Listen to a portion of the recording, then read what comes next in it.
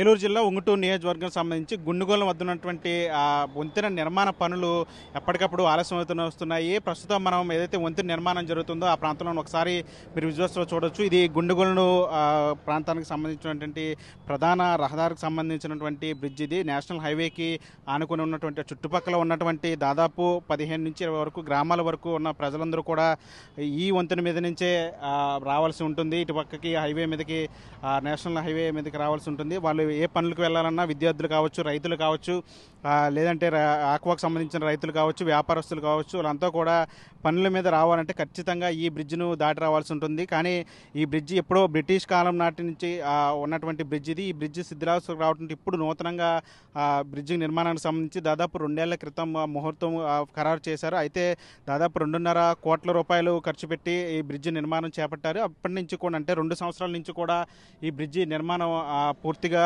ఎక్కడికక్కడ పెండింగ్ పడుతూ వస్తుంది. మీరు ఒకసారి విజువల్స్ చూడొచ్చు. గత డిసెంబర్ వరకు కూడా అంటే గత 5 సంవత్సరాల నుంచి కూడా బ్రిడ్జి నిర్మాణం పూర్తిగా ఎక్కడికక్కడ నిలిచిపోయిన పరిస్థితి. కానీ కూటమి ప్రభుత్వం వచ్చిన తర్వాత బ్రిడ్జ్ నిర్మాణ పనులకు సంబంధించి వేగవంతం చేశారు. చాలా వరకు కూడా ఈ ఏదైతే బ్రిడ్జికి సంబంధించి ప్రధానంగా ఉన్నటువంటి ఐరన్ పిల్లర్స్ ఉంటాయో ఐరన్ పిల్లర్స్, అదేవిధంగా కాంక్రీటు దిమ్మలు వాటన్నిటి కూడా అమర్చారు. తర్వాత బ్రిడ్జికి సంబంధించి మీరు ఒకసారి విజువల్స్లో చూడొచ్చు. ఈ కాంక్రీట్ దిమ్మలు అమర్చిన తర్వాత పూర్తిగా దీని మీద స్లాబు నిర్మించాల్సి ఉంటుంది. స్లాబుకు సంబంధించి కూడా మొత్తం ఐరన్ సంబంధించి ఫినిషింగ్స్ అదంతా కూడా పూర్తి చేసిన పరిస్థితి. ఇంకా దీనికి సంబంధించి బ్రిడ్జికి సంబంధించి ఇంకా ఫైనల్గా స్లాబ్ వేయాల్సిన పని ఉంది. అయితే ఈ క్రమంలో పనులు కూడా వేగవంతంగా జరుగుతున్న క్రమంలో ఈ బ్రిడ్జికి సంబంధించి కేంద్ర రవాణా శాఖ నుంచి అడ్డంకులు ఏర్పడ్డాయి. ప్రధానంగా మీరు ఒకసారి విజువల్స్లో క్లియర్గా చూడొచ్చు. బ్రిడ్జి మొత్తం కాలువకు చాలా వరకు సాధారణంగా కాలువకు ఇక్కడ నేషనల్ హైవేకి సంబంధించి కాలువకు 11 మీటర్ల ఎత్తులో బ్రిడ్జిను నిర్మించాల్సి ఉంటుంది. కానీ ఈ బ్రిడ్జి మాత్రం కేవలం 5 మీటర్ల ఎత్తులో నిర్మించారని చెప్పి కేంద్ర రవాణా శాఖ అభ్యంతరం తెలిపింది. దానికి సంబంధించి నోటీసులు కూడా ఇచ్చిన పరిస్థితి. అంటే సాధారణంగా బ్రిడ్జికి సంబంధించి అంటే 11 మీటర్ల ఎత్తు ఉండాల్సి ఉంటుంది. కానీ ఇక్కడ కేవలం 5 మీటర్ల వరకే ఉండటంతో కేంద్ర రవాణా శాఖ, జల రవాణా శాఖ కూడా పూర్తిగా దీనికి సంబంధించి అభ్యంతరం వ్యక్తం చేసింది. అంటే భవిష్యత్తులో బ్రిడ్జికి సంబంధించి అంటే కాలువ గుండా ఏదైనా రవాణా జరిగే ప్రక్రియ ఉంటే అప్పుడు ఖచ్చితంగా ఇది అడ్డంకిగా నిలుస్తుందని చెప్పిన పరిస్థితి ఉందంటూ ఇప్పుడు మీరు ఒకసారి విజువల్స్లో చూడొచ్చు. అంటే చాలా వరకు కూడా డౌన్లో ఉంది ఇది. అంటే కాలువకు కేవలం కొన్ని మీటర్ల ఎత్తులో మాత్రం ఉంది. అంటే భవిష్యత్తులో రవాణా శాఖ చెప్పినట్టు ఇది పూర్తిగా అంటే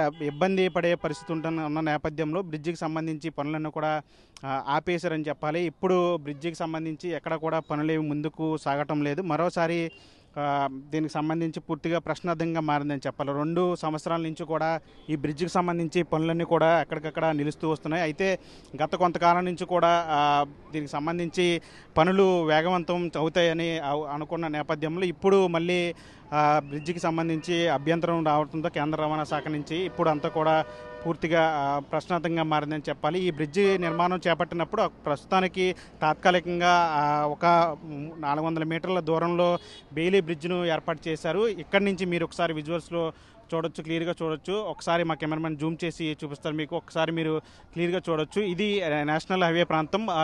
బ్రిడ్జికి సంబంధించి ఇక్కడి నుంచి ఆ బెయిలీ బ్రిడ్జ్ వరకు వెళ్ళవలసి వస్తే కనుక ఈ పూర్తిగా ఇదంతా కూడా అపసవ్య దిశలో అంటే రాంగ్ రూట్లో వెళ్ళాల్సి ఉంటుంది.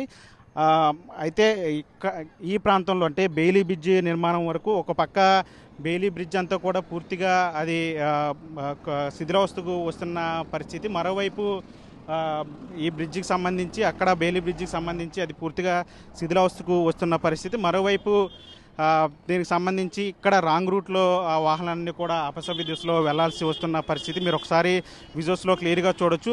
అటుపక్క నుంచి ఒక వ్యాను రాంగ్ రూట్లో వెళ్తుంది, అటు నుంచి ఒక వ్యాను ఇటు సైడ్ వస్తుంది. అంటే పూర్తిగా ఇదంతా కూడా ప్రమాదకర పరిస్థితులకు దారితీసే విధంగా ఉంది. ఎప్పటి నుంచో కూడా 2 సంవత్సరాల వ్యవధిలో దాదాపు 10ల సంఖ్యలో ఇక్కడ యాక్సిడెంట్లు జరిగాయి. కొంతమంది దాదాపు 7-8 మంది వరకు కూడా ఇక్కడ యాక్సిడెంట్లు గురై ఇక్కడ ప్రాణాలు పోగొట్టుకున్న పరిస్థితి. పూర్తిగా కూడా ఇదంతా కూడా రద్దీ వాతావరణం కనిపిస్తూ ఉంటుంది. ఎప్పుడు కూడా మిట్ట మధ్యాహ్న సమయం ఇది ఎప్పుడు కూడా రద్దీ వాతావరణం ఉంటుంది. అటు నుంచి మీరు ఒకసారి విజువల్స్లో చూడొచ్చు. అటు నుంచి వాహనాలన్నీ కూడా ఆ బ్రిడ్జ్ గుండానే భారీ వాహనాలు కావచ్చు, వెహికల్స్ అన్నీ కూడా ఆ బ్రిడ్జ్ గుండానే ఇటు వస్తూ ఉంటాయి. ఇటు నుంచి వెళ్ళే వాళ్ళంతా కూడా రాంగ్ రూట్లో అటు ఆ బ్రిడ్జ్ దాటి అవతల పక్కకి వెళ్ళాల్సిన పరిస్థితి.